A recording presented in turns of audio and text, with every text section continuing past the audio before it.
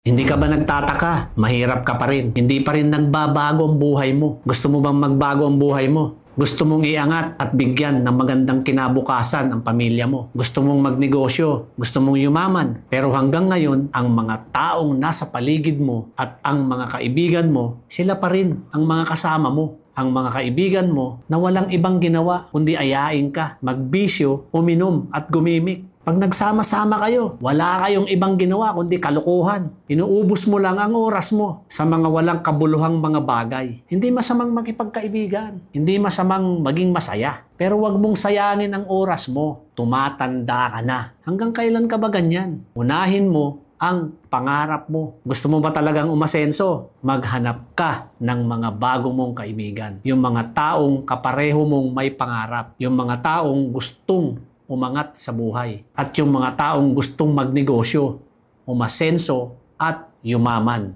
Real talk lang mga ma'am sir. Kung gusto mong magbago ang buhay mo, piliin mo ang mga taong nasa paligid mo. Dahil malaking impluwensya yan sa pagbabago ng buhay at pangarap mo.